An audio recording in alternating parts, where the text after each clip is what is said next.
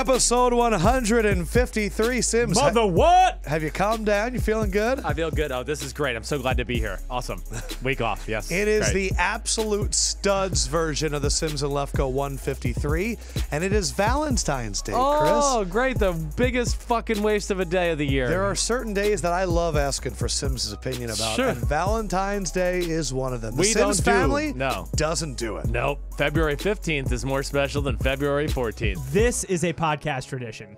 It Of is the 3 years Valentine's that Day. we've done this show, it is Chris Sims. Chris Sims whining. going, I give her enough money the rest of the year. Every What's day the is Valentine's Every Day in damn our day. house. Well, let's go out to a couples restaurant and have the couples Valentine's meal and tell each other we love each other. So you're not even copping flowers. Fuck no. I got flowers that are going to be delivered. I might get like, I don't know, if I pass some goodies that I like and she likes. I mean, what the fuck? She's married to me too. She get I me know. anything? What the I fuck? know. It became this girl's day. I Like, just oh, we do gotta the pay. order. I order flowers to the office. Right. Because it's not about her enjoying it. Yes. It's about stunting on her coworkers. Oh, you're that? I hear You you. do that? Yes. Well, you're absolutely. not married. You guys are in a different place than I am. Exactly. And I'm Right. going to cook food. Oh, wow. Ooh, Whoa. baby. Whoa. It's not that What's big on the of a menu deal. Whoa. at Casa de Haven't Lefkoe? decided yet.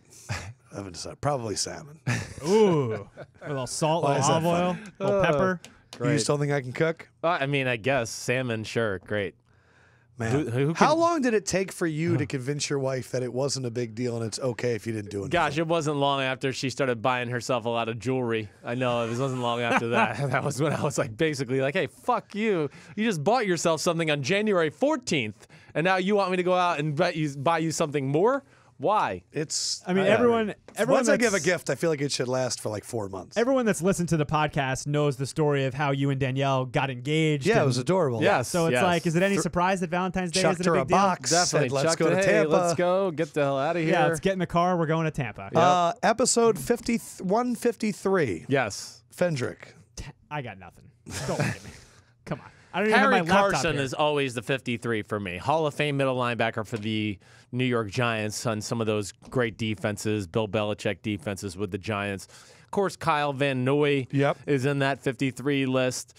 Navarro Bowman is the other 53 that jumps to my head. Super Bowl MVP Marcus Smith of the Seattle Seahawks would be another 53 that jumps into my head. And then after that, Shelton Quarles Very nice. of my Tampa Bay Buccaneers teams was 53. And I think I'm stuck after that. Some current centers, Marquise Pouncey and A.Q. Shipley. Damn. Some run-of-the-mill linebackers, Kyle Van Noy, Nick Perry, Joe Schobert, and A.J. Klein. 3 linebackers that are going to be free agents that I think are interesting that were at 53. Navarro Bowman, who knows what he's got left. Right. He showed some flashes with the Raiders. Zach Brown, who I thought had an amazing year with the Redskins Washington. are crazy if they don't re-sign him. If they can't afford it, he's going to be a big, valuable member of somebody. And Nigel Bradham of the Philadelphia Eagles, Yes, he's also very deserving of a contract. Right. The more and more I watch him. All-timers, Mick Tingelhoff. These are legendary centers. Hall of Famer Mick Tingelhoff of the Vikings. Jeff Bostic was a center for the Washington Redskins for 3 of their Super Bowls in the 80s. Ray Donaldson was a center for the Colts for like 2 decades. And then Mark Stepnoski of the Dallas Cowboys in the 90s. He won 2 Super Bowls, all centers. Some older guys, They were linebackers, and some offensive linemen. Jim Youngblood of the Rams, Bob Bruning of the Cowboys, Randy Gradisher, 7-time Pro Bowler, 2-time All-Pro for Denver, a linebacker. You said Jim Youngblood? Yeah, different Youngblood. Huh. Rod Martin, linebacker for the Raiders in the 80s. Sure. Kevin Glover. Big interception in the Super Bowl against the Eagles. in that 1980? That was Rod Martin. Then we're not saying him anymore. Okay. Damn, that Super Bowl sucked. And then Kevin Glover, offensive lineman for the Lions for like 2 decades. Other names you might know, you said Shelton Quarles, Larry Izzo, Jeff Ulbrich, right? And then Hugh Douglas from the Eagles was 53. He was down there in Tampa with me for 1 year. Gruden, he never suited up for a game. Gruden used to just go, I just feel better getting off the bus with Hugh on our team. Thick dude. Oh my gosh, what? But he never played? He didn't. I He think just said stood up that all the time. He was like our 4th linebacker, and they just wanted somebody that was experienced in case something happened. And then nothing happened. And nothing happened. But man, he was awesome, dude. Also wearing 53 is the player that just passed away for the Indianapolis Colts, Edwin Jackson. Right. He was on the side of the road, got hit by a drunk driver. Damn. It has turned into a national fiasco because he was an undocumented immigrant. He had been deported twice, but I don't want people to lose fact of you have a 25, 26-year-old football player that was in the NFL and had his life taken by a drunk driver. It is too easy to do Uber or Lyft. It is too easy. Now, the problem was he wasn't behind the wheel. Right. So I just want to say that to the Colts fans, to the Jackson family, we're the Players Podcast, and I really hope that eventually people learn to stop getting behind a wheel and drinking. I just don't. Yeah, you're right. It doesn't make day and sense. age, it makes no sense. I mean, it's just you don't so many have to avenues. get your car. Yeah, it's too Right. easy. Right. It's too easy. And it sounds like there's more issues with this man. Tons of issues. Right, But so- I just wanted to say R.I.P. Yeah, Edwin Jackson. we're thinking of you, Jackson family. When Jimmy Garoppolo went to the Niners, you were one of the first people to say, yeah, I don't know. I still think they might try and get Kirk Cousins. Right. Well, Albert Breal wrote an article in essence confirming that they were still thinking about Kirk Cousins. So Chris Sims, congratulations. You Good job, continue to be a newsbreaker in this industry. Thank you. You're like Adam Schefter and everybody and Rappaport put together. Well, I just can't. Chef-deport. I can't say though. Again, I had no knowledge of that. I just, like I've told you with You just Josh, said, I know Kyle. I know these people, right? I know them. I know how their brain works. I know their football thoughts, and I'm not trying to like pat myself on the back, but it's also why I'm friends with them, because we do have that common language of football knowledge, whatever it may be, and thoughts. And yes, I always thought that. And people even because Josh heard me kind of say it to Albert Breer on Radio Row in Boston, and Albert kind of confirmed like he had heard that, but I had told them like on there like I don't know that for sure. But I've known Kyle for 20 years, Yeah. and I just had a feeling of adding up all the things I've read and seen. And again, I said even then, I don't ask him questions like that because I don't. You don't want to know the answer. Well, if he gives me the answer, then I can't talk about it. It's like what your dad said about Sean Payton in the Super Bowl. Your dad knew that Sean Payton was going to kick the onside kick before he told him. Right. And then when Sean Payton told him, then your dad went, well, now I can't And I fucking can't say it that 'cause you might have a told trick me. play. Right, exactly right. That's what happened. So a lot of the times I don't ask my football coach friends the really tough questions because I know if they give me the answer, then I'm the asshole who told something that I was not supposed to tell. That's the kind of insight you get from Chris Sims. Yeah. He Good job, protects Chris. his friends. Yes. 5 years, $137.5 million, but let's get to the exacts. It's a $35 million signing bonus, $74 million guaranteed. I believe it's the third largest guarantee behind Luck and Stafford. Right. Comes out to about $27.5 per season. Here's one thing, though, that I really like what the Niners did. Because they have over $100 million in cap this year, they, instead of everybody else backloads it, they front loaded Get it out of the way. They gave almost $37 million this year. So what turns out to in 2019, he's only the 13th highest paid quarterback. There is value if it plays out the way it will. Sure. Oh, he only got signed after 7 starts. Do you remember how many games Aaron Rodgers played before he got his big contract? 7. Was it 7? Same Wow. exact number. Awesome. So we've seen a precedence before, Yes. and just like what we're thinking with Jimmy Garoppolo, it turned out to be a value for Aaron Rodgers. Aaron Rodgers was not the highest paid quarterback for Right. most of his career, Right. even when he was the best Still quarterback. now, right. Still now he's been passed up by a bunch of guys again. And in terms of the numbers, here's what Kyle said about the numbers. Quote, everyone wants to talk the numbers. Man, that's what quarterbacks cost. Right. I look at everything as this. Is this a top guy? Is this the guy that has a chance to be one of the better guys in the league? And once you believe that, you do whatever it takes to keep him, and that's what it takes to keep him. There you go. I mean, I think it's brilliant. First of all, I love the fact that I hate that we pay athletes for what they have done. That's always been a pet peeve of mine. Instead of what they will. Yes, and here we are as a guy that's not even into his prime yet. And yeah, that's what quarterbacks cost. That's what an elite quarterback costs in the NFL. You have a team that knows, okay, first of all, you have a head coach who knows quarterbacks, been around a lot of good ones, got to see this guy for about 9 weeks in a row and said, he's talented, he's got the mental makeup, and his physical skill set fits what I want to do offensively. So at the very worst, they have a ton of money, like you said, over $100 million in salary cap space, and they know he's the guy for at least the next 2 years, really 3. They're already sold on that. So it's brilliant from that standpoint. And yes, like you said, by the end of this contract, people are going to be past that at this point. Yes. But, yes, I mean. Coming up next, Cousins, Rodgers, Big Ben, Wilson, Brees, Matt Ryan. Right. All looking for new contracts. Right. All of them are going to get more money than Jimmy Garoppolo did. I would, Not all of them, excuse me. It'll be interesting to see. Because, like, Roethlisberger and Brees, I'm going to be interested to see what they ask for and where they that's go what I'm with saying. it. Those guys can screw over They can teams. screw over their team, like Kobe Bryant did his last year with the Lakers. They could go for a $30 million contract and throw off the whole market. No doubt about it. They have to be smart. I mean, to me, if Drew Brees and Roethlisberger want to win one more Super Bowl and add that to their resume, then yes, they have to make sure that they don't overvalue themselves to go, oh, I'm still in the prime of my career. But Aaron Rodgers, Russell Wilson, and Matt Ryan?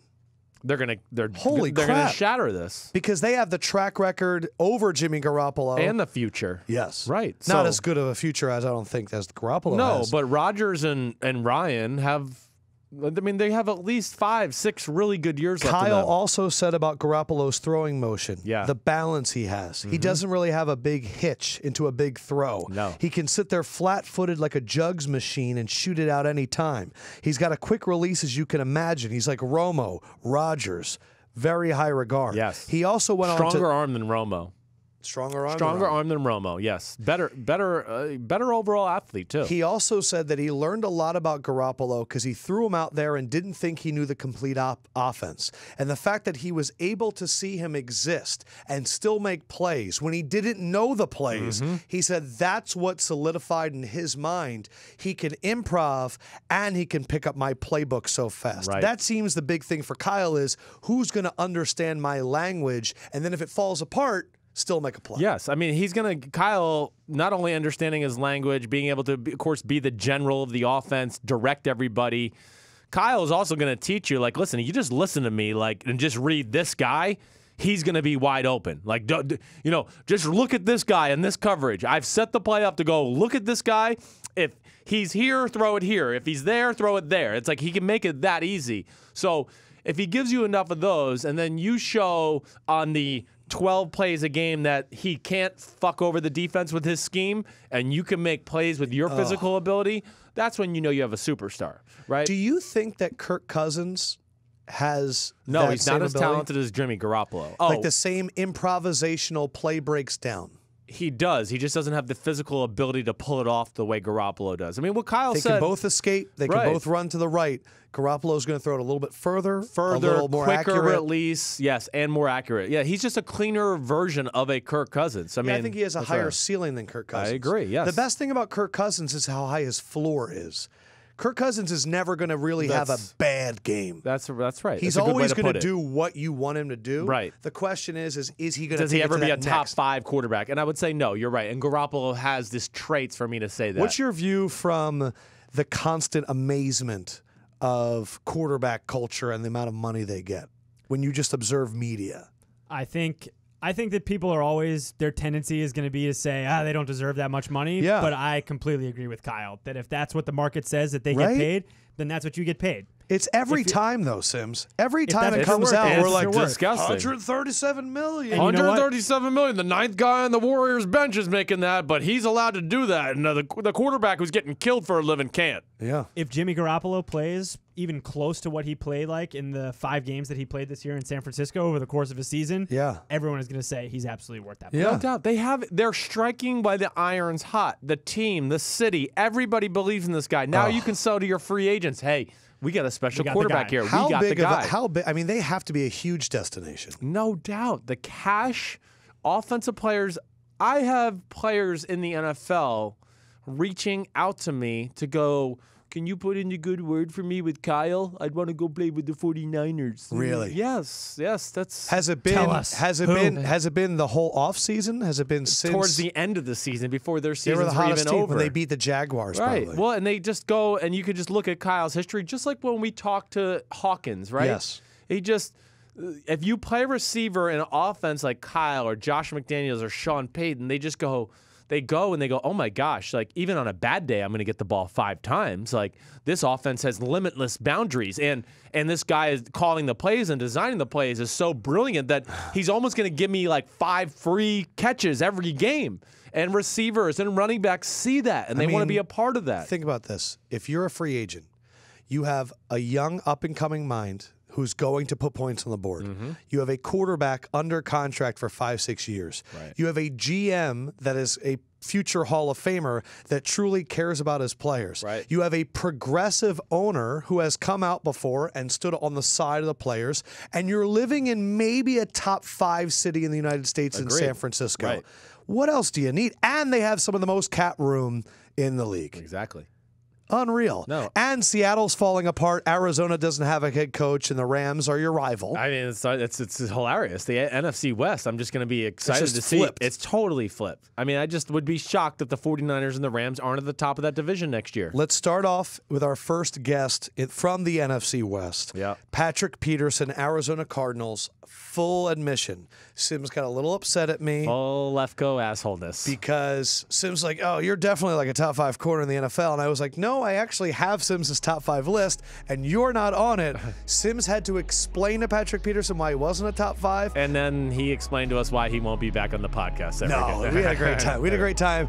Patrick Peterson, future television star, joins Sims and Lefkoe.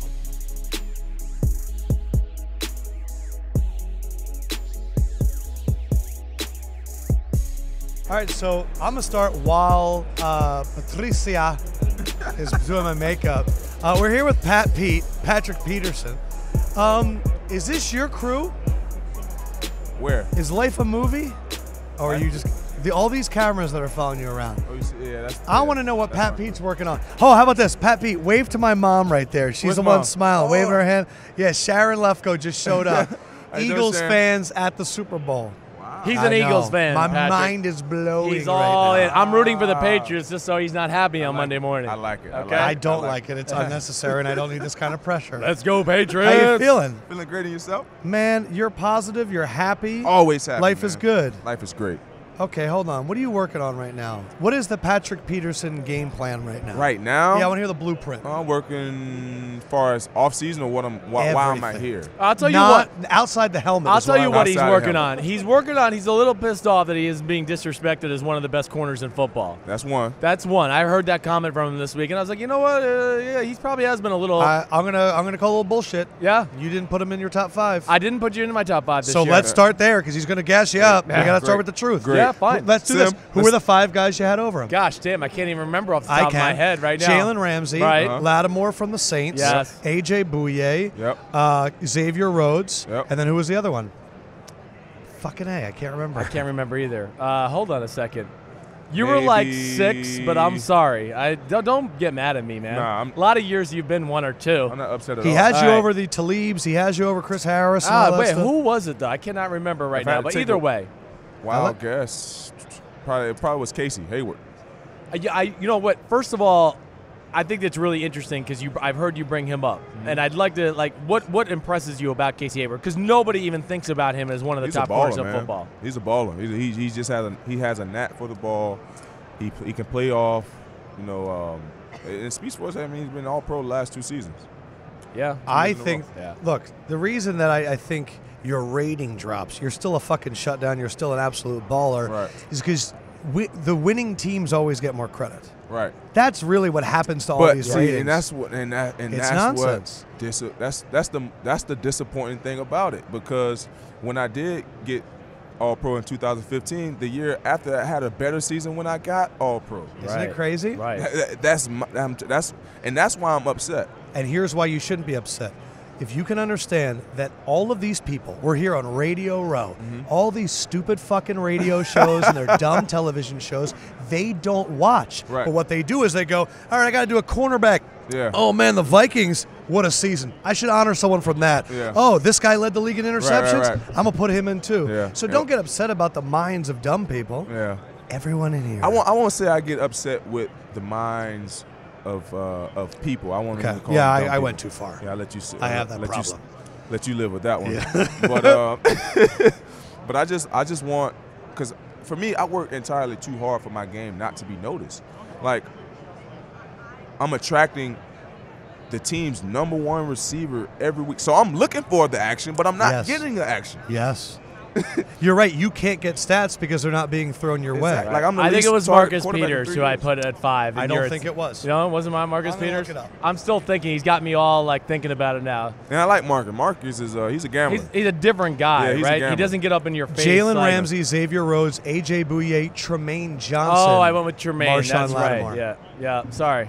I want to hear your truth because I think that you're confident in yourself because you are a top 5 guy. Right. You're right. You're right there, and I think just depends on the numbers and stuff which you can't control. Right. It's a fluctuating No. thing. So tell me why I'm fucking stupid for not putting you on. That's what I mean. Give me your For breakdown one- of you. For one, just go with it. my thing is you don't have to take anybody down or anybody else. I love what the younger guys are doing. Right. But it's just crazy to where like Josh Norman, the year he had. Right. He had one good year. No disrespect to Josh, he had one good year. Totally but they right. put him on a pedestal. And he doesn't even match up and play man. And I've been doing it since a rookie. Yeah. Since I stepped into the game. Right. I've been doing it.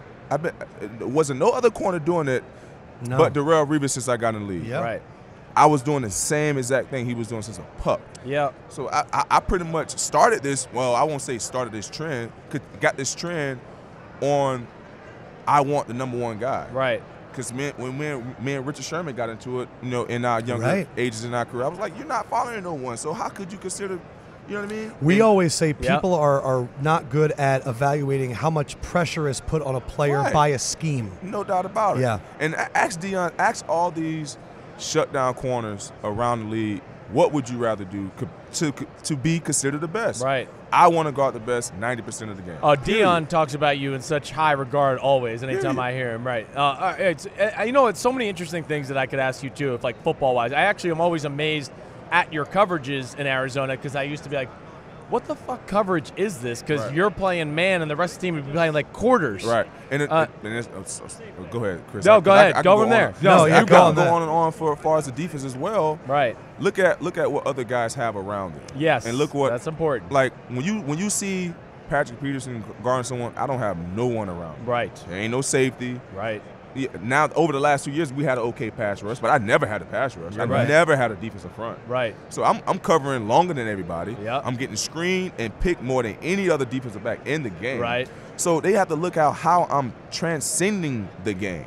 And that's what I'm telling you, that's what disappoints me the most because, like you said, they're not watching the game. They're watching stats. No, of course. I take great pride in like evaluating myself. That's what we talk about. Like we evaluate ourselves when we make the self-scout. Right. So I'll self-scout myself. He's going to look and see what he did. One guy that I thought something happened this year I thought was funny. You got a pick. It was a great pick. You run down the field. Here comes Marquise Goodwin. How fast is that? Oh my gosh! Holy shit! Man, he's because you're fast. Yeah, he's a track star for a reason. Man. I mean, that guy. Because I knew he was behind me because I was guarding him on that play, and I knew he was somewhere in the facility. Right. When it was a fumble recovery. Oh yeah. When I picked up the fumble recovery, and I should have ran straight. When I ran, you went diagonal. When I ran across the field, I just gave him more yards to come get me. And all of a sudden, you did like you're like, oh shit. I was like, where is a dog's chasing me? Just straight speed, not even talent, whatever else. Who's that guy like in the NFL where you just go, damn, like they're the best at just taking the top off the defense. Now, not having to face him in a real game yet, but right? That dude, Tyreek Hill. Oh my gosh, right? Whew. That's unreal. That's a fast how many times can you be 40 yards ahead of everybody throwing up the peace sign? That's when you know you're fast. He's fast. Okay, so there's another conversation that we've had on this podcast a lot, right? Because I always talk about Antonio Brown. No, what? No. Okay. We actually already talked about Antonio earlier. He thinks Odell Beckham Jr. is the best receiver. He just hasn't got to play him, so he can't say he's the hardest to defend yet. I always talk about this, like soccer. If our best athletes wanted to play soccer, we would whoop the shit out of the rest of the world. He believes if the Patrick Petersons and the Julio Jones and the Odells at the age of 2 picked up a soccer ball instead of a football, that Messi and Ronaldo wouldn't have a chance. I agree. You agree, right? I mean, we put Kevin Garnett at goalie and be like, all right, fuck you. You never win, and we're going to kick your ass. Well, hold on. They actually have touch, and it doesn't require great athleticism. Right. How do you respond to that? Well, that's just so stupid. Because I would be like stupid. a lot of these guys. Like I'm sure Patrick can probably. I've seen Patrick throw, and he returns punts so he can catch. Right. And can you shoot baskets? Yeah, I can. Yeah. See, so he's got a little hand-eye, and he plays golf. Right. Yeah. So wait, the other thing golf I want to. requires touch too. You're right. How many guys do you think in the NFL, if they just said, 100-meter dash where I'm like, if you said, okay, in high school, screw LSU, screw football, I'm going to compete in the 100-meter dash all I'm gonna do. try to go USA Olympics. Like, you think there's a good number of guys in the NFL that could at least be in the final heat? I'm not saying they're going to beat Usain Bolt. Training and the body like fluctuation. You know what I'm saying? That would be difficult. You think that would be difficult? That would be difficult because it's different running. It's a different style of running that you really have to be, and your body have to be built a certain type of way as well. Right. But the running form, the proper running form, I think that's just something that's born in you. Really? Yeah. Interesting. Yeah. Soccer players, you're not that special. NFL, we're coming for you. What we're going to do is you two, you each have a new kid, and then we're going to just train them as soccer players, right? Oh, so I got a daughter. She's going to be a golfer. I'm a caddy. I'm all early. Good for you. No, I want my little boy to play baseball. Like, play baseball. Yeah, me too. The hell with that football crap and getting killed. Oh, yeah. No, we're not going there yet. All right, well, I got to ask you some more. What are you going to ask something? No, I was just going to get ready for when he has to make a sales pitch. Talk about. Don't look at me like that. Talk about your Arizona Cardinals. I mean, we've heard like Von Miller say that they want Kirk Cousins and he thinks they can get him over the top. Yeah. You know, like you need a quarterback. Right. You got a lot of things going on with your team. I mean, new D coordinator, need a quarterback. Yep. Larry Fitzgerald, is he going to stay? Yep. Just kind of give the State of the Union of the Cardinals. because you are the face right now. Yeah, I think honestly we did a great job of hiring in Steve Wilks. Right. I think Larry will be back because he's playing entirely too well, and for Kirk, I mean, we're really the ideal spot for any quarterback because one, you don't have to play in the cold weather. Two, we have a beast of a running back. Right. And three, you're gonna have a solid defense every year. That to where if you need the defense to go out there and win you games, we're capable of doing that. Right. And you have playmakers on the defensive side of the ball too that can shorten the fields up for you. We can take the ball away, put you in better positions to be successful. Right. All right, I have two things. Yeah. I know we got to go quick. I'm sorry. One has It's your show though, right? Yeah, but you people, you got shit to do. You got to make money. You're kind of a big deal around here. Has Steve Wilks talked to the team yet? Have you got a chance to hear him? No, because they hired Coach Wilks literally Monday when I was heading over to Have you talked to him on the phone or anything? I did. What did he say to you? He's excited. He's excited to be a part of the Arizona Cardinals community. Yeah. He's more than ecstatic on what the pieces that he has on the defensive side of the ball. Think about the secondary pieces he's been messing with in Carolina. I mean, they really haven't had pieces like you guys, Buda Baker, Tyrann Mathieu, you. I mean, it's the future's there. And not only that, our front seven. I mean, shit, Chandler Jones was like, I'm going to really fucking You're going to get Marcus Golden back next year. Now, my other question is this. Something happened when you played the Jaguars this year that Sims has harped on a lot. End of the game, Blake Bortles threw a 5-yard pass right into Tyrann Mathieu's chest, and after the game, Doug Marrone for the Jaguars came out and said, I got greedy. I threw a pass at the end of the game. Yeah. Sims has come out and said that he believes Blake Bortles is the 70th best quarterback in the NFL. 70th. You have played a lot. Is he crazy, or is he being so honest that you can't comment? No comment. No comment. It's great. It's great. All right. It's great. Here's what we're going to do. I like you very much. Patrick. There's so many things I want to ask I know, but another time. We'll have him in New York. Look, he's got the Dolce Gabbana. He's got everything. He's got the Cartier I know. wrist. He's real cool and everything. All right, so give us your sales pitch, whatever you're selling. We are going to judge you 1 through 10. We're not going to help you. You as a salesperson performer. So whenever you're ready, deliver it right to them. Meaning selling what I'm here for. Yeah, what you're here for. Yeah, we want to hear your pitch. My pitch is I am Patrick Peterson. I am the official media correspondent for Audience Sports. I'm here going to be conducting a bunch of interviews, take you guys red carpet, backstage to the DirecTV Super Saturday party. J-Lo's going to be there. Got a bunch of A-list celebrities that's going to be there. You can follow Audience Sports on Twitter, Facebook, and Instagram to get all the behind the scenes of me and all these cool athletes and celebrities. And it's going to be a hell of a week. So follow Audience Sports on Twitter, Instagram, and Facebook. Very professional. Very professional. What are you going, Sims? I am going with the standard 8. Oh, okay. Okay. Here's why. When he said J-Lo, I went, damn, that's a good sales pitch. That's a good sales pitch. That's why I said J-Lo. You know what I realized by your sales pitch? What's that? That means you're next. I did not know you were here with Audience. Audience was here last year with Brandon Marshall. That means that you have been knighted as the future broadcaster. That's a current player. Think Look about at those pearly whites. His fucking had it teeth are last year. perfect. He Look at has his it now. fucking teeth. I know. I'm jealous. They're I don't want to perfect. talk about it.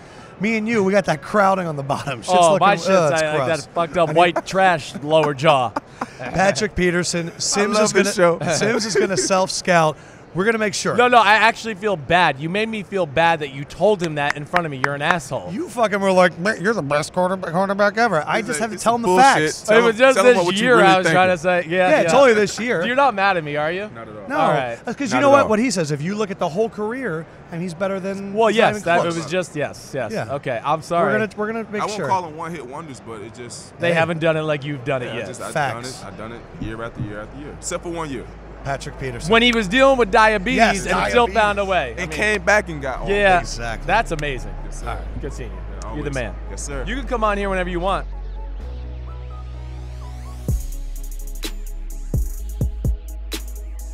Patrick will be that Brandon Marshall guy. I mean, you said that, and I think you're spot on. But like I saw him later that night too. Right. The same night I saw Emmitt Smith, who I don't want that interview to come out.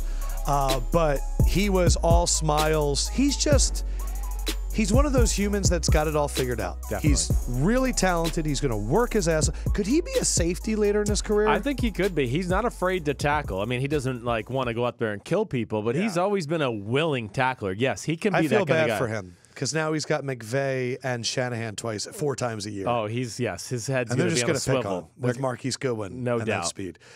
Did you see that your Yankees traded for Russell Wilson? I did. Did you think anything more of it? Because I'm going to go out of Lefkoe Field. No, I did not. This is what I thought of, like, right away. First of all, my little boy was like, Dad, Russell Wilson went to the Yankees? And I was like, yes, it's all right. I was like, he was on the Rangers. He's not going to Because really your son play. has a Russell Wilson Seahawks jersey. Russell Wilson is his favorite player. I've nailed it down to that because the other night I put him on the Odell, spot. over Rodgers, I did. I was over like, Eli. who is your favorite player? I want to know who's the one guy. And he Serious. goes, I think Russell Wilson. And I said, I told Deshaun Watson that. I told him you liked Russell Wilson a little better than him. And he was like, oh, you didn't really say that, Dad.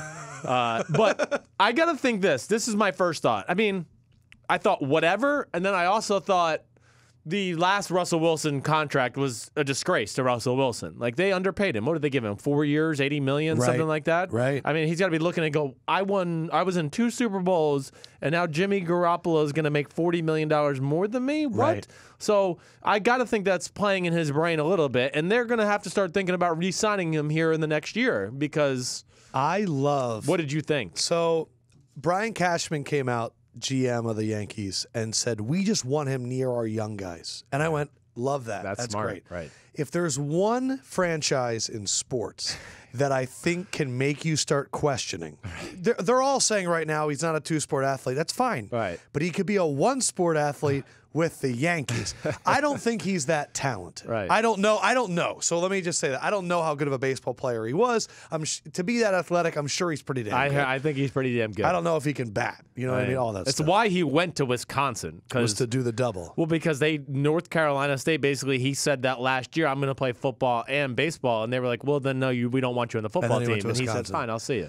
I just know that if he's able to get a taste of what it's like to be a Yankee out of Lefkoe Field, that is a very tantalizing touch. No doubt. That you touch that and you are the king of New York City. Sabathia walks around and he's treated like a god. Yes. Russell Wilson might not even get noticed. So I am very intrigued by it. I did not think about what you said where he could Elway it. Oh, no, I'll just go play for the Yankees. Yeah. That's what Elway did with the draft. I don't want to go to the Colts. Right. I'm going to Elway this. So I would love if he used that in contract negotiation. I always thought his contract was a little disrespectful. I gave him credit because he kind of like took That's why a little John less. Schneider gets so much credit. Is all of those guys, Michael Bennett, Cam Chancellor, took Richard a little Sherman, less than what they all were a little valued. bit less they were valued. No doubt. No doubt. But Russell Wilson, future Yankee star. Yeah. New York, man. You got Russell Wilson on the Yankees, and you got Tim Tebow on the Mets. Oh, baby. We are I'm swinging. a Yankee fan. One of the players that I think grew on us big time, I don't know if he's a two-sport athlete, but his name is Marcus Mariota. He was our last interview of Radio Row. He's the nicest person of all time, but you can tell the man is legitimately excited about his new offensive coordinator. Yep. He doesn't curse. He's very relaxed. He's very happy. Here is Marcus Mariota.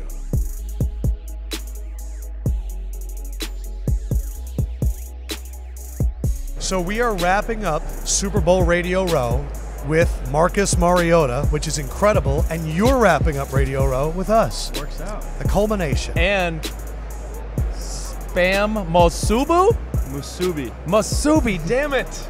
What does that mean? Well, he's here for Spam. We're not getting into that yet. You're going to have to pitch us on this later. But that's what his mom used to make when he was growing up. I wanted to remember. It's funny. Spam is big in Hawaii and Philadelphia. Really? Yeah, we love it. I don't think that's actually true. We like Scrapple, which is, I think, involves Spam.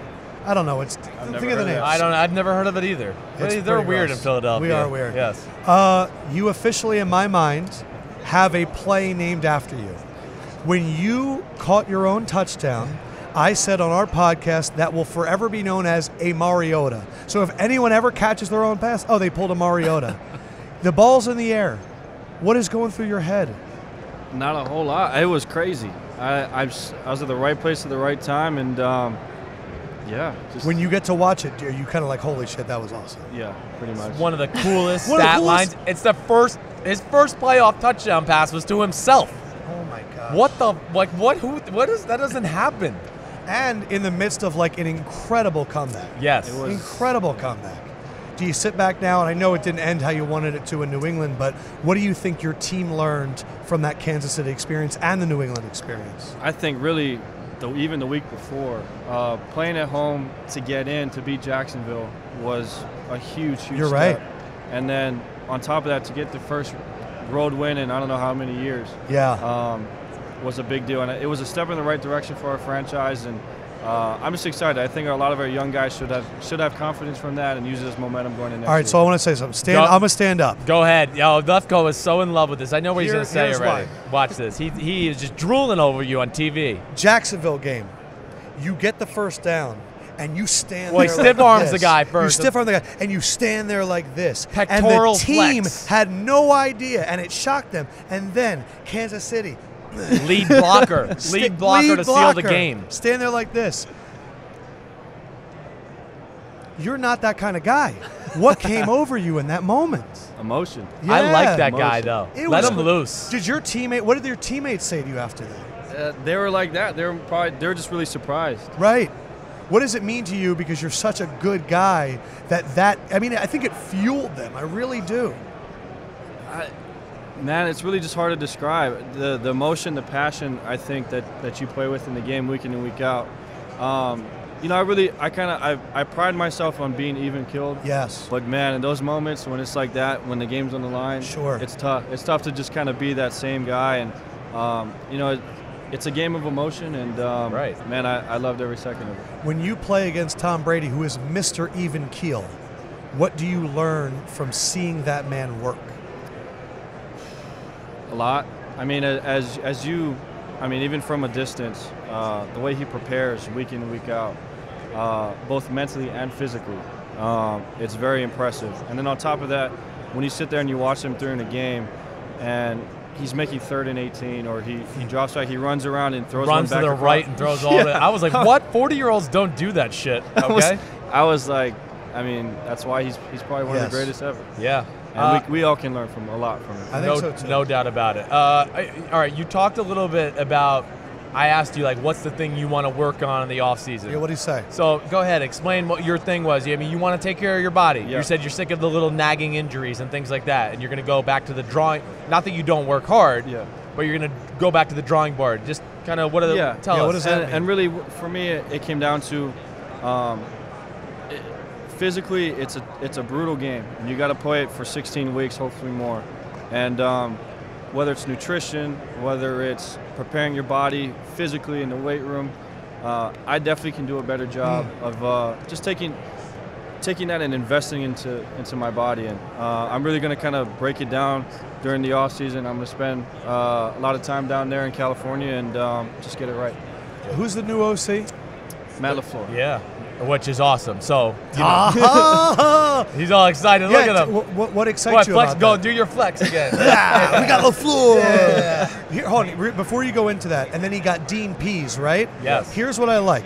So we talked to Aaron Donald, and he was so excited because Sean McVay came in, and it was like boom. But what I loved about Sean McVay is young, up-and-coming offensive guy that brought in Wade Phillips to handle the defense. It's that beautiful balance. Yep. Mike Vrabel, up-and-coming young defensive guy, gets the vet Dean Pease to oversee it with LaFleur, who's an innovative offensive coach. What about that offense do you go, it fits me great? I'm just excited. I just sitting down and talking to him a little bit. We couldn't really dive into all the football stuff, but just he's got a great perspective. I think he's innovative. He wants to put our guys in the best situation possible, and I just have a lot of respect for that. Wasn't he with Kyle and Sean? Yeah, that's what I mean. He's Kyle, Shanahan, and Sean McVay. Yeah, Kyle had McVay and LaFleur on his staff in Washington at the same time. So, and I'm close with Kyle, but I'm excited for you in this offense because they're going to make your life easier.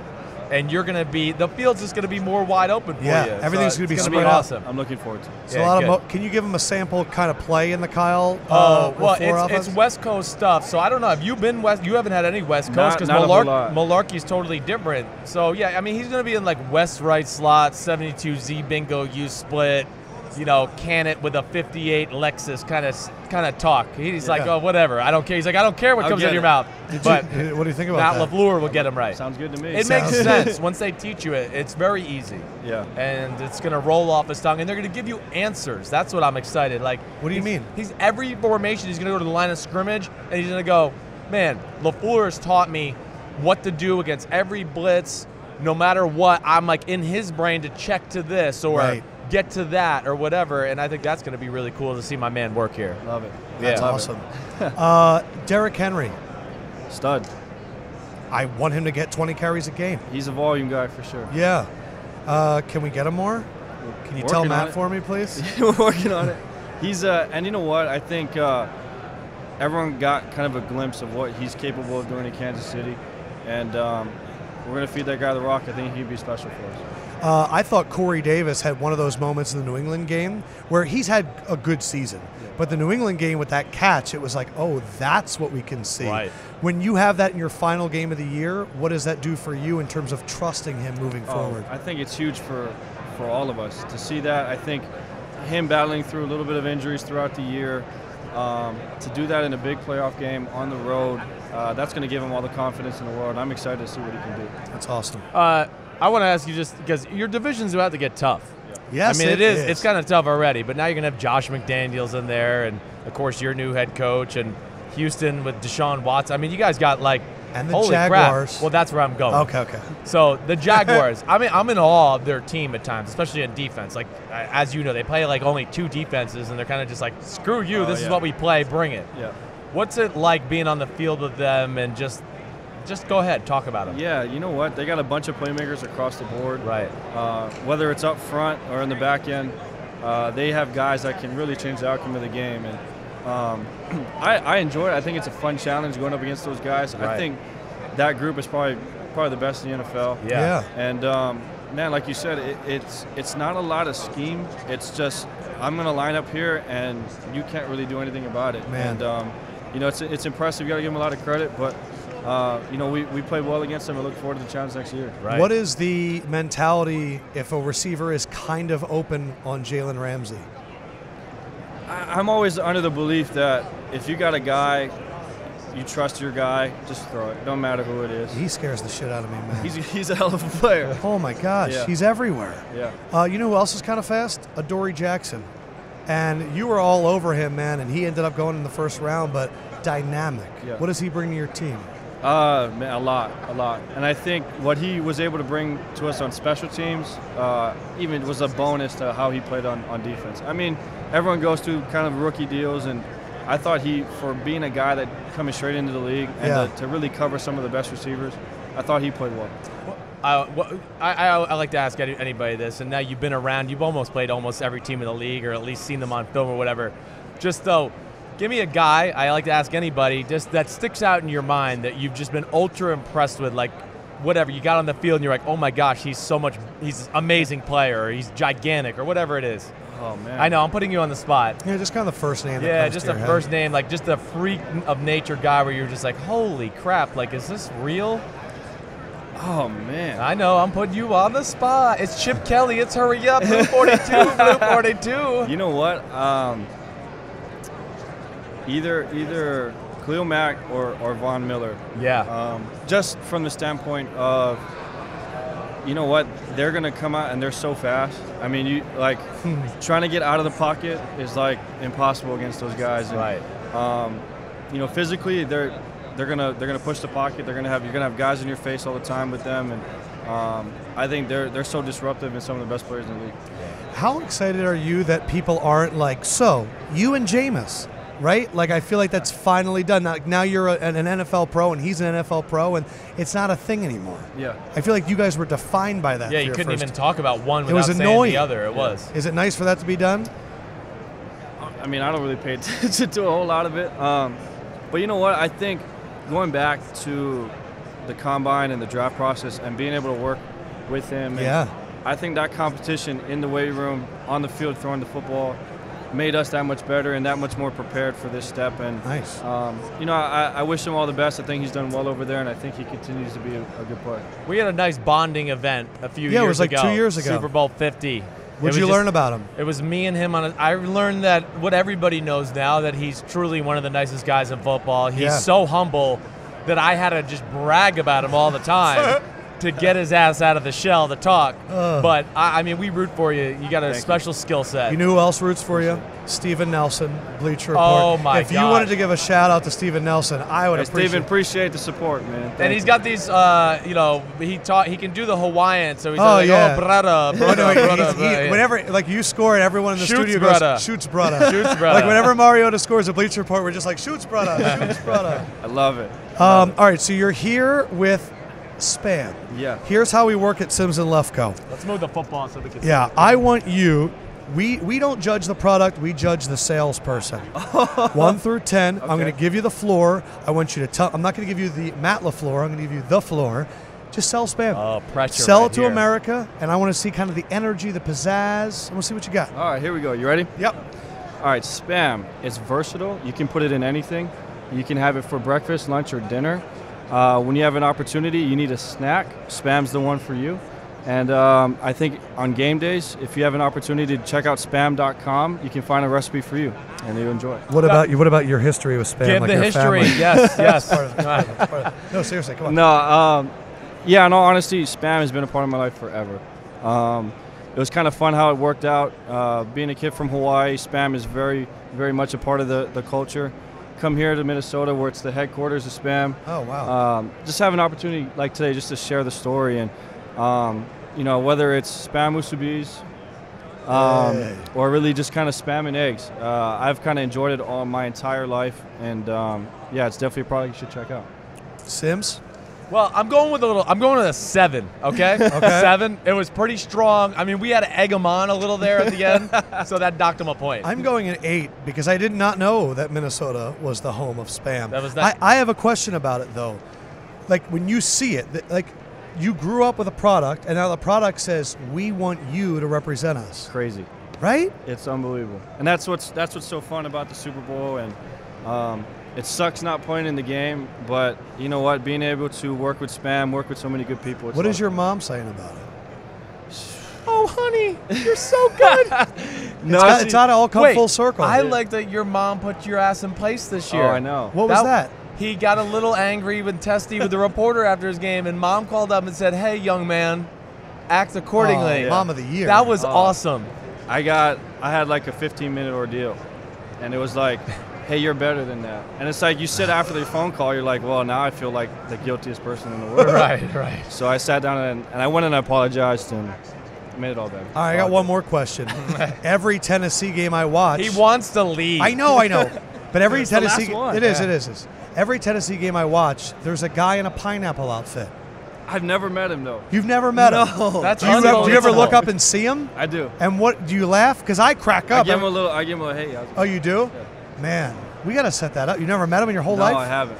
That would be a great Instagram moment. Ooh, for the Instagram. So cool. Marcus Mariota, he invented a play this year called the Mariota. If you do in the back of the yard, you have to say, oh, I just pulled a Mariota. I'm excited for your new coach. I'm excited for the new offense. And I know, how much weight do you want to put on this year?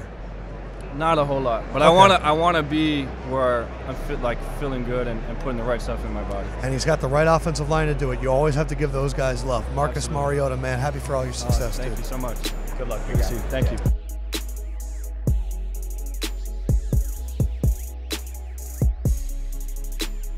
Marcus is just so damn nice.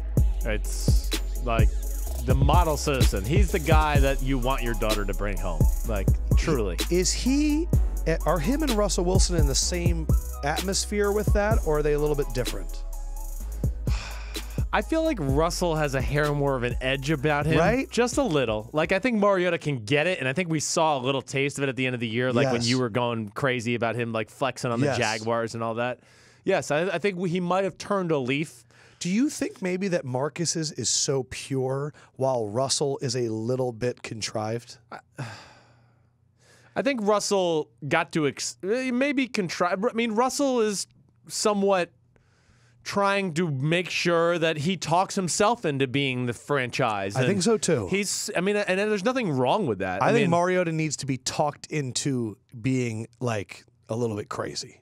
Probably. I feel like Russell talks himself into no doubt being about the that. company guy. I think so too. Like, I'm Mr. Professional. I'm going to run these Seahawks today, and they're going to all follow me. And if they don't follow me, I'll fucking carry them myself anyways, and we'll win the game. Like that's the way Russell is. And then, so look, if you guys know Sims and Lefkoe, you know that we care about a few things, and one of them is White Boy Supremes. Yeah. One of the kings of the White Boy Supreme is Christian McCaffrey. As a white running back. His dad was a White Boy Supreme. Right. And this was the first time I had met Christian. You've met Christian a lot. Well, when he was little, right. But he is, I think he's the kind of guy that you meet and he adjusts to a locker room instantly. Yeah. He's cool with Cam Newton. He's cool with Thomas Davis. I think that people think that he had a disappointing season. Right. The man still had, 70 catches? Had a great year. Great year on an offense that didn't have a lot of weapons. Right. I think that Mitchell Trubisky and Christian McCaffrey are two of a number of players that have been judged a little unfairly based on the weapons around them. Agreed. The John Rosses, that's just a situation that that's a total disaster. No, McCaffrey, I mean, I think you said it right. McCaffrey's got super talent. He's got they had nobody around him. Yeah. Everybody focused on him. Greg Olsen was hurt for a lot of the year. So defenses basically said, hey, the first thing we have to stop, is Cam Newton a little bit, but then the second thing would be McCaffrey, and how do we attack him coming out of the backfield running those routes? And we talked about all that. Here is Christian McCaffrey.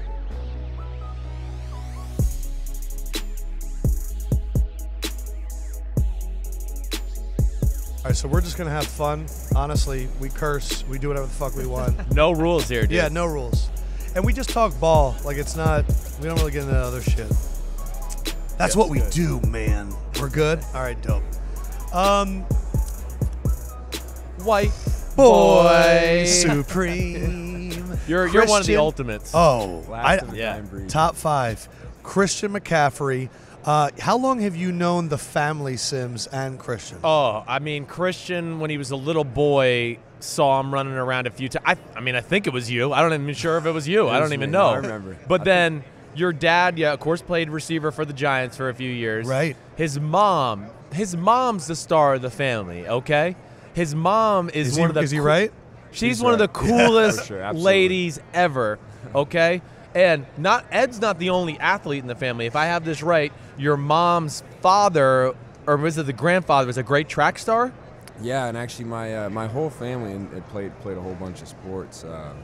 My dad had a bunch of, he was actually the only football player, but a bunch of basketball players in his family as well. So I hit the gene pool, got very, very lucky with that. And one thing, this is unfortunately how I remember your mom and your father, okay? Oh, God. What the hell does that even mean? Well, it might embarrass him. It's not that bad. It might embarrass him. Already it is. Yes. Your mom, when I guess I don't know, 9, 10, she would wear a T-shirt to the game that would say, Ed is a giant in more ways than one. Just For to real? let you know, yes. I was young and I didn't really get it. And then I heard my parents talk about it maybe a few years later, and I was a little older. And I was like, I remember that, and I couldn't figure that out, what that meant. You're shocked. I'm not shocked at all. No, You're not shocked. Complete sense. No. In fact, I expect that. She talked about your dad's balls on ESPN a few weeks ago. No, she was quoted, I think, in Sports Illustrated saying, "The only reason I'm with Ed McCaffrey is to breed fast white kids." Well, she's still with him, so I don't know if that's the only reason. That's unbelievable. Well, look, we are also a very big breeding podcast. We believe in the art of breeding. We look at moms in the NFL all the time and go, that's the reason they're so good. That's why they're there. Playing with Cam Newton, you were utilized in so many different ways. What was your first year like? Did it meet expectations or surpass it? I didn't really know what to expect when I first started. All I kind of knew was, play ball, do whatever I can to help the team, all that stuff. And I had a lot of fun. I learned a lot. Obviously it didn't end the way we wanted to, but we were so close, which is very bittersweet. But it gives us a lot of hope going into next year. And I think we obviously we're going to make some changes, and we already have made some changes. So I think it'll be great. I'm extremely excited because I know.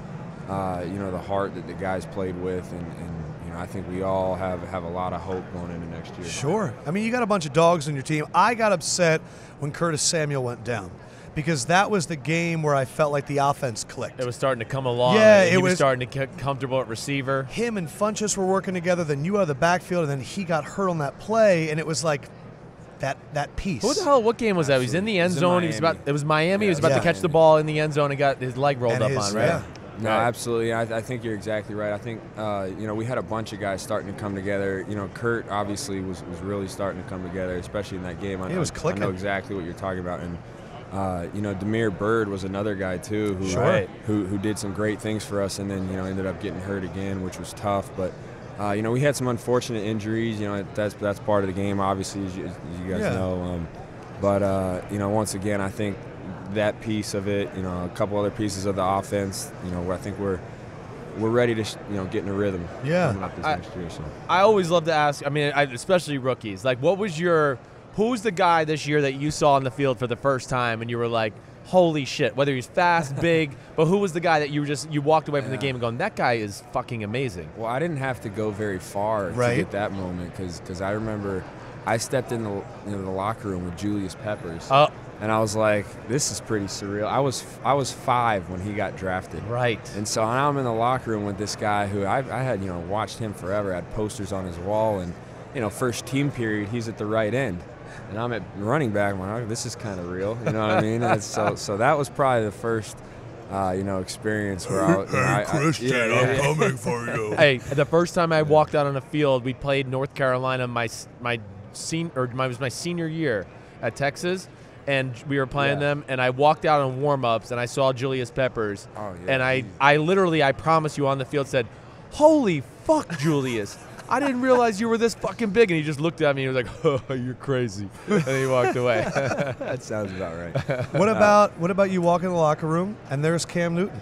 What about that size? No, that was. I mean, he's a different kind of person. It's another species of human. Yeah, when you're that big, that athletic, and you have so much talent, it's special, man. And I love that guy, man. I can't wait to continue to play with him. And he's a special player, special athlete. We had Gerald McCoy, and Gerald said the problem with playing Cam is he doesn't talk to you. He ignores the other team, and he just talks to the crowd.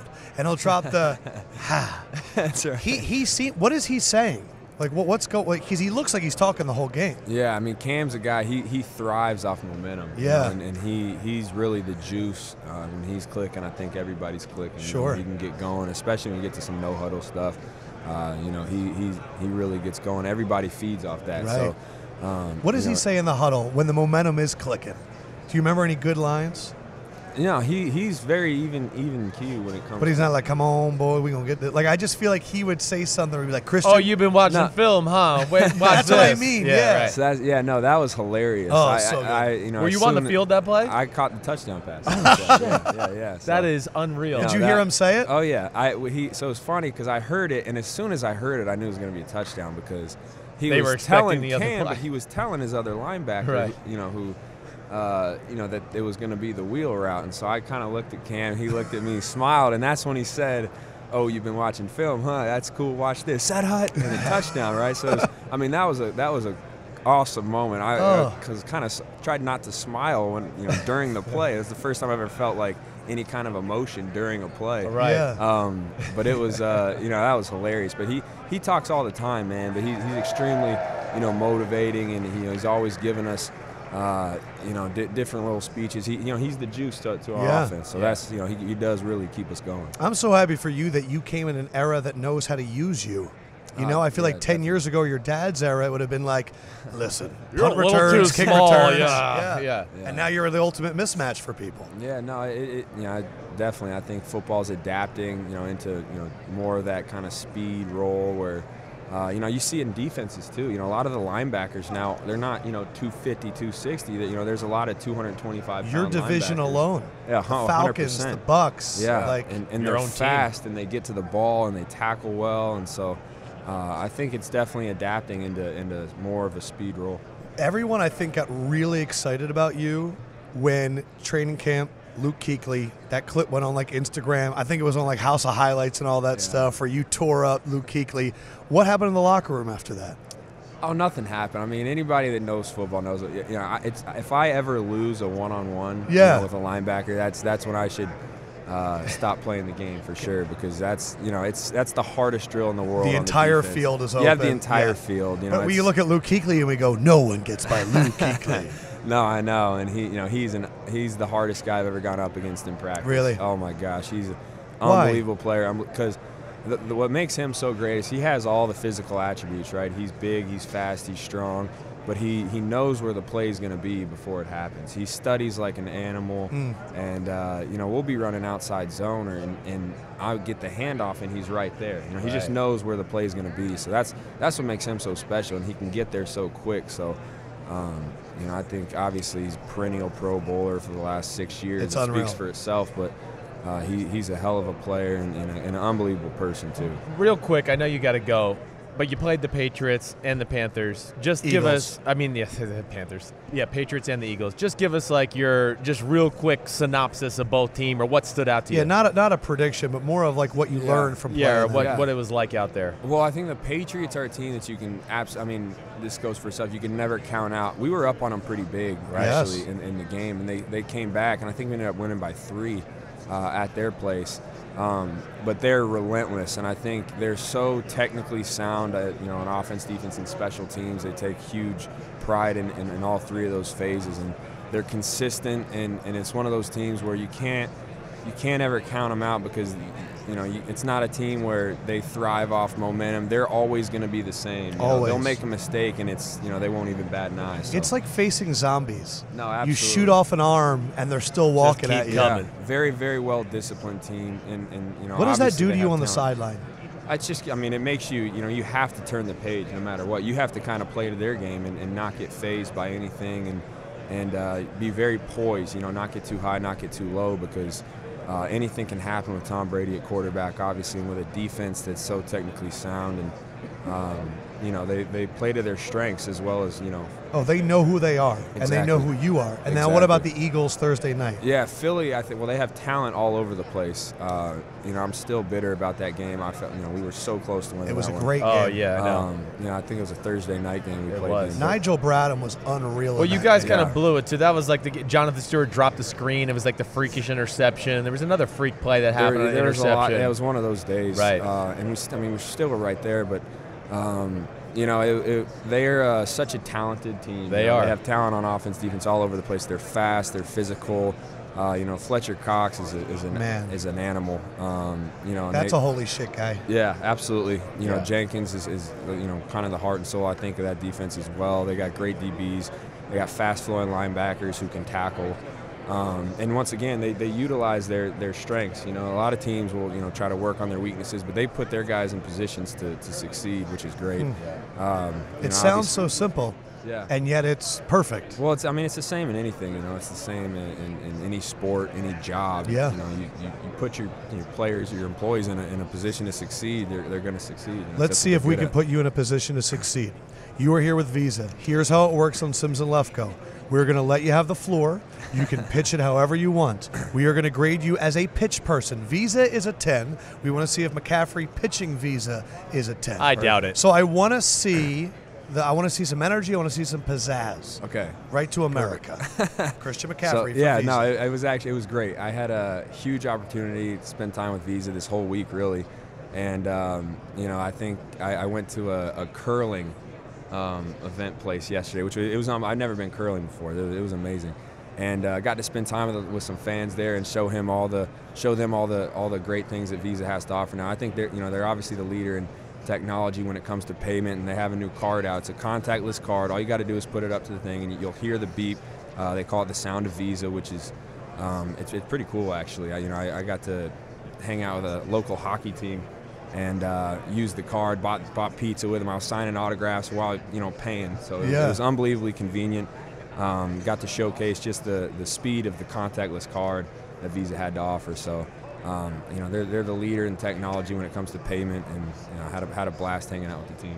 Yeah. Sims, you're great. I'm giving him an 8. Fair. Why are you giving him an 8? Well, he's a rookie for one, so I don't give That's rookies. -1. So yeah. I am going a 9, which is a very high grade for me, and the reason is this. I call it a State of the Union. You gave 2 personal drops. I was hanging out with these fans at a curling. I've never done curling before. I was like, ooh, personal experience. Nice. And then I'm using the product while signing something and getting pizza, and everybody eats pizza. So I'm Christian McCaffrey, the common man. Only reason I knocked off a point was you went back and you said the same line again. But I'll tell you what, you were good in the commercial for Visa too. You were the only football player that smirk. You were like, thanks, man. It was really fucking good. Christian McCaffrey, young up and comer. You know his whole family, and you're gonna know him a long time. A baller. Happy to meet you, man. I appreciate the time, brother. Thank you, the man, bro. Fucked up that handshake. Yeah, it's 2 white guys hanging. Damn, come on, we gotta fix that. Hand or knucks or something. I don't know. Damn.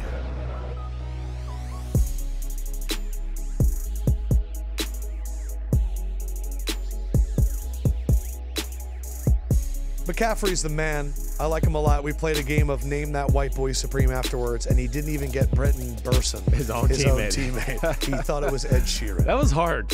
It was hard. You got stumped by Hunter the tight Higbee. Hunter Henry. Sorry. And the tight end for the Bucks. Damn, there was a few. He's a free agent this year. I got Brate. Cameron Brate. Cameron Brate. Right, yes. All right, let's go to iTunes comments. The Dan Tucker. I stumbled onto this after listening to another podcast that Lefkoe is on. Every time I mention Sims and Lefkoe on the Crossing broadcast, they do a sip as it's a drinking game for that one. Gotcha. I wish this podcast was every day. These guys crush it. Radio Road to Super Bowl just gave one great interview after another great stuff. Thank you, brother. Steven C6391. It's about time we get some analysts that also like to screw off and have fun. I was turned on to you since the first time you went on the Lebitard show, and I haven't missed a podcast since. Thanks, homie. Also, when is Chris going to nut up and get Lefkoe on the Lebitard show? The audience will like him as well. You're right. You going to nut up? I guess I got to strap on a pair is what he's telling me. Yeah. How they doing? They're good. Do they miss me? Today I did number 27. Who was number 27? Ryan Tannehill. We're recording this on Monday, so 27. So by Wednesday, 26 was? This is coming out Wednesday. Oh, this is coming out Wednesday. Okay, I got to look at my list. Hold on. You're nervous. Well, you're putting me on the spot. I didn't think about it. And then I was also thinking you were tricking me. I'll read another iTunes comments. This is from Lejeune Watson. Can't wait till you guys start the draft breakdown, but I thought I should let you guys know that the Saints cornerback is Marshawn Lattimore. Marcus is the safety, last name Williams. Anyway, keep going. I messed it up all the time. Oh, you did. Marshawn, yeah, I've been calling him Marcus Lattimore because Marcus Lattimore was the running back from South Carolina that was supposed to be a first-round pick and then hurt his knee, got drafted in the fourth round. I didn't even catch you doing that. My bad. So wait, so 27 was Tannehill. And then on 26 was Tuesday was 26 on Tuesday. Well, I'm down to I'm not sure how I'm going to play this out yet. It's either going to be Tyrod Taylor and then Andy Dalton on Wednesday. Okay. Somewhere in that. So I got to figure out. Andy Dalton's going to be on Valentine's Day. He's coming up, certainly. Oh, it wouldn't fit, right? Since he's redhead. It's perfect. I think I should play that, yeah. Plus, the Levitar guys are very excited about when Andy Dalton's going to come They seem to be very concerned about that. Because Andy Dalton is one of those quarterbacks that is always seen as underperforming. I guess so. Because of the playoffs. Right. Andy Dalton takes a team to the playoffs 4 years in a row, right, but is only judged on one game. You're right. All right, so this is from Jason the Testicle, and his comment is controlled. Is that your brother? No. I've written before, and I guess my name is weird on this. Not sure how to change it. That's what he wrote last time because we were just laughing that this guy's name is Jason the Testicle. Real point, I watched the mic'd up of Super Bowl 52. And I heard Gene Steratore talking about Clemens' catch in the back of the end zone. He said, quote, there was movement, but the ball never fully dislodged from the body, therefore giving him possession. Right. I don't know if I agree with this, but it was called. But then that brought up a different play in the AFC Championship game. Miles Jack's strip fumble on Deion Lewis. Mm-hmm. Do you believe this was and should be a fumble? Jason the Testicle says yes. If we use the same logic they did in the Super Bowl, the ball never dislodged from his body until after he was down. Is the difference just in the fact that one was a running play and one was a receiving play? I think so. He's very valid in his questioning. I thought that too with the Deion Lewis play and was it a valid fumble? Because it's like, yes, he lost the ball, he hit the ground, but did he lose control of it? Right. Because he had it pinned against his hip or his thigh, right? So I had the similar thought, certainly. I do think it's a different rule because one is a runner and one is just trying to establish being a receiver that's getting his feet in bounds. Is this rule the black hole that will never have a good solution? Everyone keeps coming on TV shows and radio shows and going, how do we fix this? And I think the real question is this even possible to fix? It's not. So everybody has to calm down. First of all, we get to see the play in like 100 times slower than real-time motion, right? The replay was put out to fix the egregiously wrong. And this is what bothers me more than anything that gets lost in translation. We only talk about these plays. Okay, great. I know we showed this replay so many times and all that stuff, blah, blah, blah. But, everybody just looks at these plays and goes, oh, that affected the outcome of the game.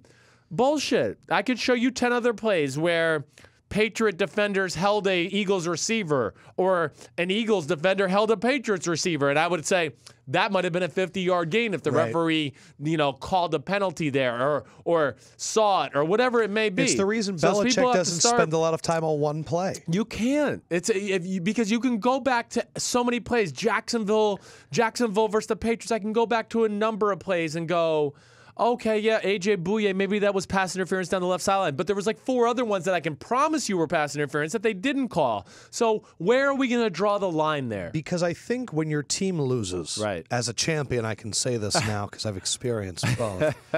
When you lose, what were the videos that we used to do all the time with Bleacher Report? The blame, right? Who we blame, who you putting the blame at. Right. It's very comforting to blame the refs. Because you're not putting it on your team. Yep. If you blame the other team, then they're just going to say you're a sore loser. But everyone in their heart believes that the referees should not be a part of this at all. Yeah. There's very few people that are rooting for the refs. People that are families of the refs, friends with the refs, the refs themselves. I get it. But I think it's just very comforting to say the rules messed up and that's why we lost. Sure. I think so too. But I don't think it'll ever get fixed because I think more language makes it even harder. I agree. No, the human error is going to be a part of this, whether you like it or not. It's Forever. just the way it's going to be. And teams have won and lost big games through the history of the NFL because of human error. And we've forgotten that this day and age because because of social news and being able to see every angle of every play. And I could go back and go like, here, look at this play with my dad's career in 1988. If this didn't happen, they would have gone to the Super Bowl. Yeah. But it didn't happen because the referee missed it. Man. I mean, come on. It's just we got to get over it. All right. That is all from now on Friday, being released Friday, we are going to have the 6 Degrees of Sims podcast. It is going to be Jim Kelly talking about basement parties in Buffalo. It's going to be Devontae Freeman thinking that Chris is his brother Matt for about the first half of the interview. And then we're going to end it with Tim Brown sharing a story with Sims about John Gruden that he's never shared before. Right. It's another packed episode. This was episode 153 for Sims. Peace out, homies. Fendrick is sending emails right now, so I will say good evening. Good evening. And the LEFKOE man says good night. Love y'all so much. Hit us up on social at Sims and Lefkoe wherever you go. Holler at y'all later. This has been episode 153.